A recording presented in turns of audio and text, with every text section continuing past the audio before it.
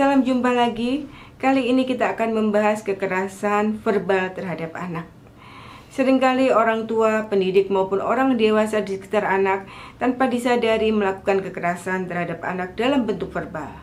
Nah, kekerasan ini juga berdampak pada perkembangan anak tentunya. Oleh karena itu, kita perlu tahu apa ciri-ciri, bentuk, serta bagaimana mencegah dan menangani kekerasan verbal terhadap anak.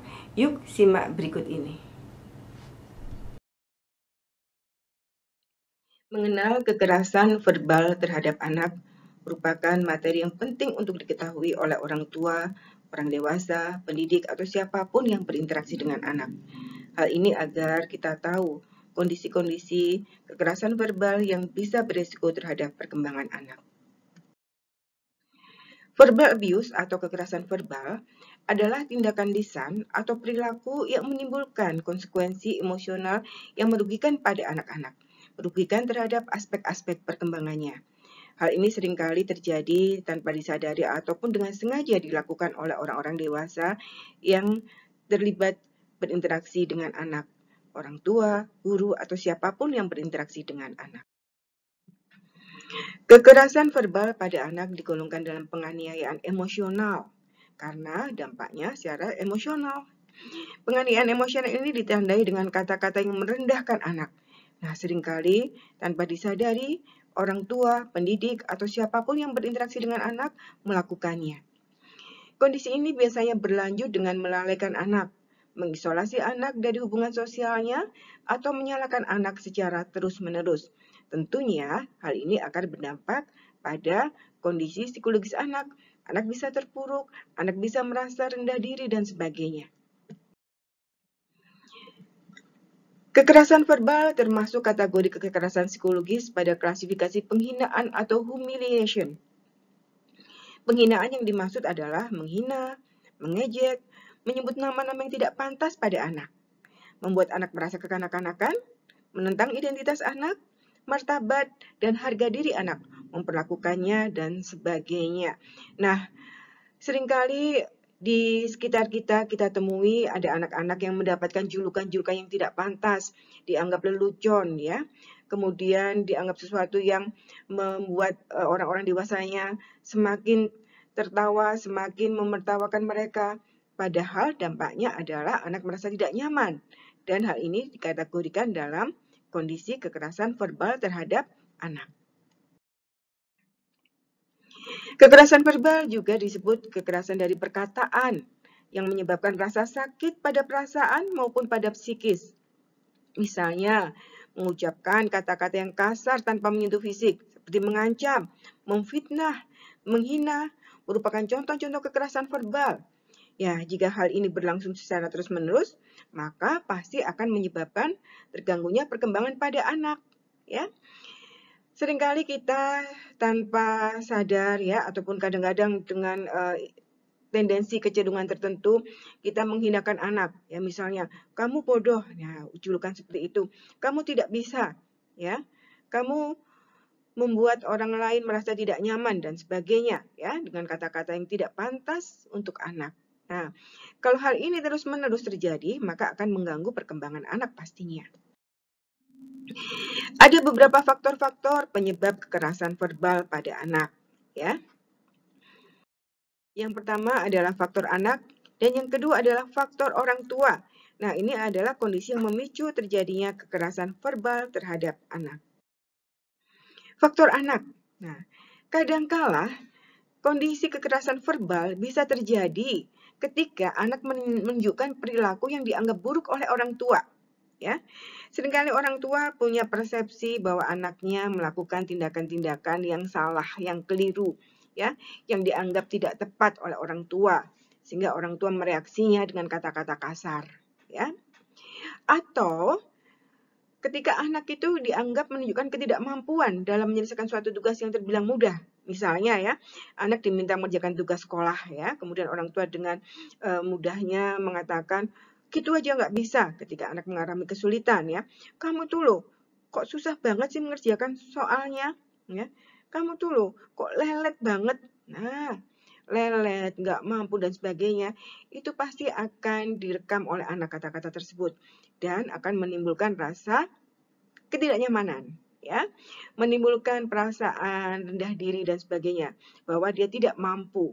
Padahal mungkin dia memang benar-benar tidak mampu, membutuhkan bimbingan dan dukungan dari orang dewasa di sekitarnya.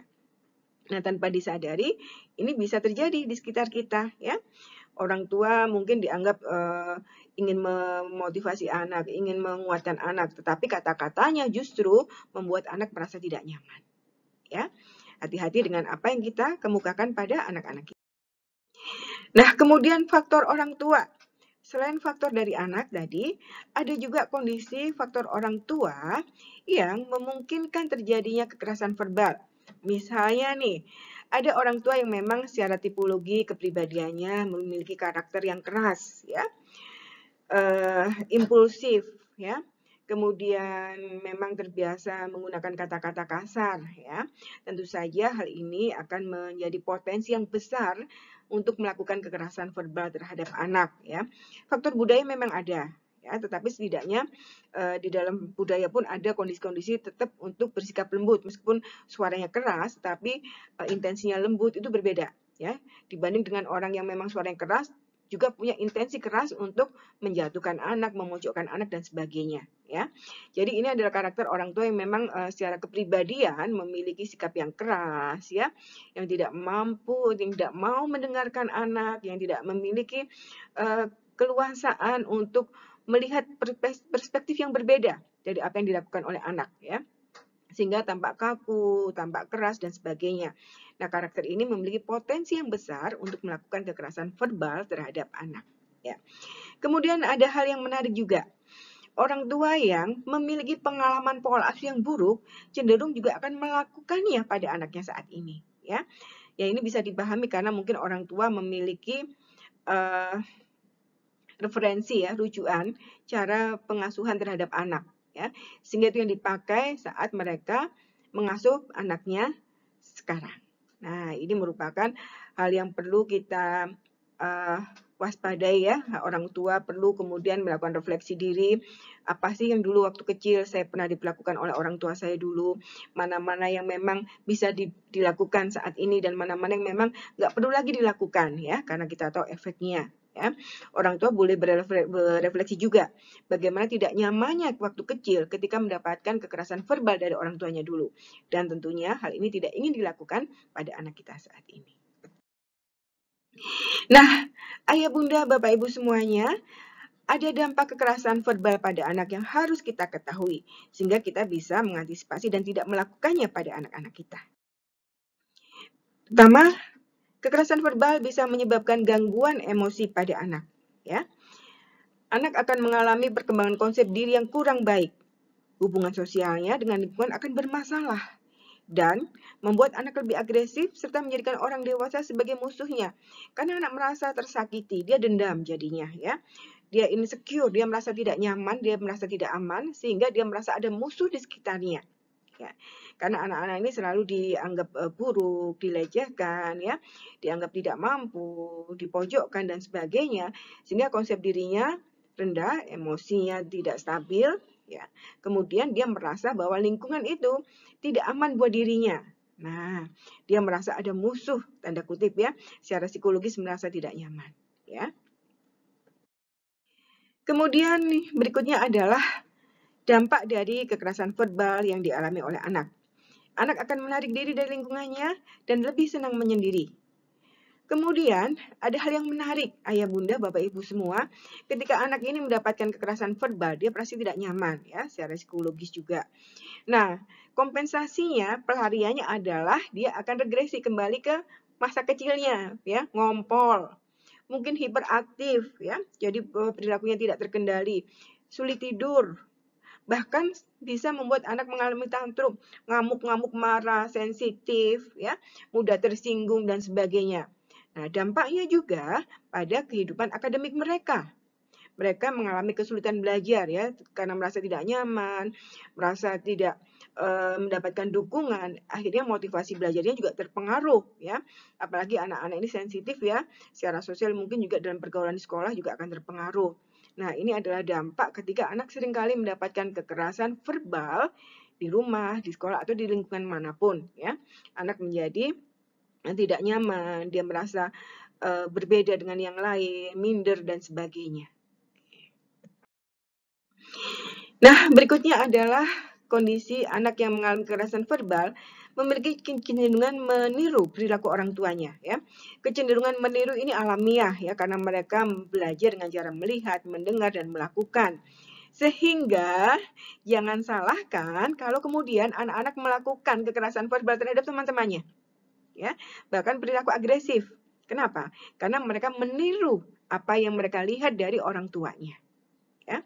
Ini adalah dampak dari kekerasan verbal yang dialami oleh anak-anak. Anak-anak menjadi peniru perilaku orang tuanya. Nah, bagaimana cara kita mencegah kekerasan verbal pada anak? Yang pertama, perbaiki cara komunikasi antara orang tua dan anak, ya. Mungkin bukan orang tua, kadang-kala guru pendidik tanpa disadari juga melakukan kekerasan verbal pada anak. Bangun cara komunikasi yang baik. Dengarkan anak, ya. Pahami apa yang dia inginkan, pahami perasaannya, ya. Jadi bangun komunikasi dua arah yang interaktif, yang saling menghargai, mendengarkan, kemudian gunakan bahasa-bahasa yang lebih positif pada anak. Ya, misalnya ketika anak tidak mampu mengerjakan soal, kita tidak buru-buru kemudian mengatakan kamu tuh bodoh, kamu tuh no, kita tidak boleh melakukan itu. Kita bisa katakan, nak, apa yang bisa Bunda bantu untuk mengerjakan ini? Ada yang ingin kamu tanyakan? Itu akan lebih baik. Nak, Bunda tahu kamu sudah berusaha. Yuk, nanti kita cari jalan keluar untuk menyelesaikan persoalan ini. Ya, kita tawarkan bantuan kita tawarkan dukungan kita ketika anak mengalami masalah saat mereka tidak mampu mengerjakan tugas sesuai dengan harapan. Ya, bukan kemudian kita sudah sejak awal memberikan sikap yang negatif terhadap anak dengan mengolok-oloknya, kamu lelet, kamu nggak bisa, kamu kurang usaha, dan sebagainya. Ya, ingat, bangun komunikasi yang positif dengan anak. Kemudian yang kedua, orang tua juga bisa belajar dari pengalaman masa lalunya, dari pola asuh yang pernah didapatkan. Orang tua perlu melakukan refleksi diri.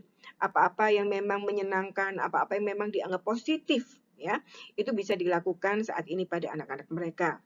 Jika dulunya orang tua mendapatkan perlakuan yang kurang menyenangkan, misalnya juga mendapatkan kekerasan verbal, tentunya orang tua harus mampu mengevaluasi, merubah, ya, menjadi lebih baik. Ya, karena orang tua juga pernah merasakan ketidaknyamanannya ketika mendapatkan kekerasan verbal, ya. Orang tua perlu merubah pola asuh yang pernah dialaminya pada pola asuh anak-anaknya saat ini, ya. Kemudian, nah ini menarik, ya. Pahami bahwa setiap anak itu hebat, ya. Pahami bahwa setiap anak itu memiliki potensi yang luar biasa sehingga kita tidak negatif thinking terhadap anak, ya.